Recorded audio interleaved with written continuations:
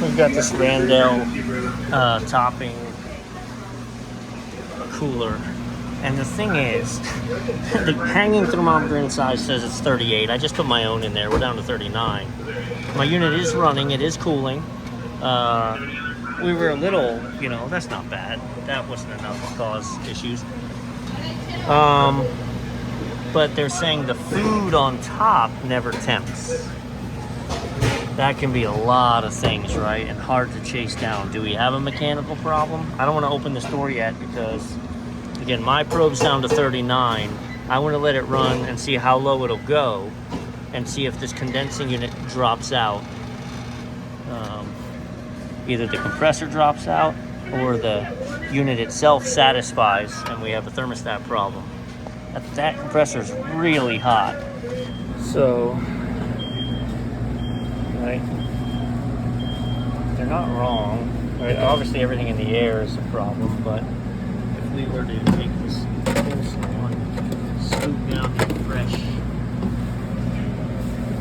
that's our food temps in there, right?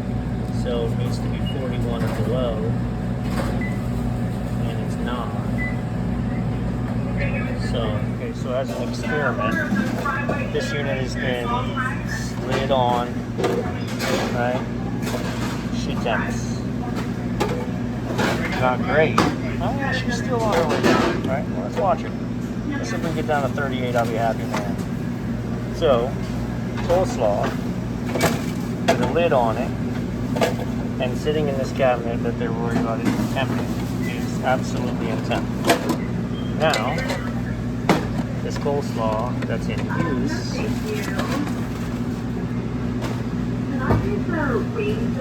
actually also in temp. It's not going to get this. It's not going to temp. So, shredded cheese has way too much air around it. It's not dense. So I'd be real surprised if we get down to 41 on that.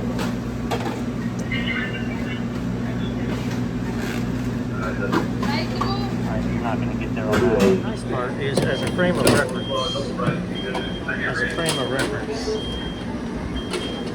man, I would have loved to temp that cheese right before she pulled it. Apples to apples. Let's see. I was going to say the other side, they're saying they don't have trouble with, but the other side is fresh components, right? So, constantly replacing tomatoes, cucumbers, lettuce, fresh components, yep. And if you look at the thermal, you don't see anything standing out as not in temp as far as here goes. Right? If you come over here, you get much more of a contrast. Not because the lows are lower, but because the highs are higher. So I wonder, right, those dressings.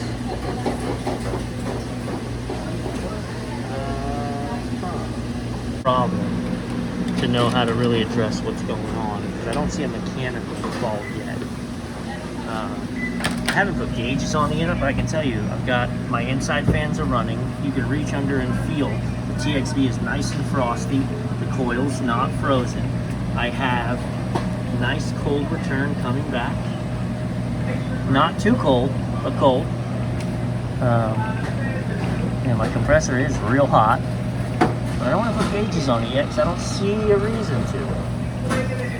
It's going to be really hard to do with one hand, but I want to make this kind of point, right? So these dressings, 65, 62, 62, right? Now watch this. Just pull those out and get to the bottom. 35. Cooler's doing its job. We're taking the 80-degree kitchen and we're turning these things into heat exchangers, absorbing the heat, and then passing that heat down. Like I said, look at nothing is cold at all on this side because it's all exposed to the top. I'm going to try to explain this way to keep it simple. So I have my probe inside the cabinet, and the cabinet's 37 degrees. If I temp this stuff that's been closed, it temps no problem. Okay, but I hear you. They're saying this stuff isn't temping and we're worried about inspection. Look at this. Okay, so look at the temperature of these dressings. The dressings themselves, right? Let's do this one.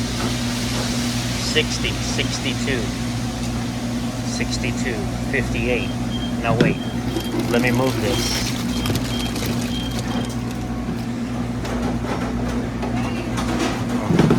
I was gonna say, the container itself, here you go. Right, you get down to the container, 35. The container is 35, 36, 33 at the bottom, but it's 60 at the top. And that heat is transferring through the containers and into your fans are all running, your refrigerant charge is right, your filters are clean, there's nothing mechanically wrong here. We're on high alert for inspection, so they're temping it all the time. And it's at the edge.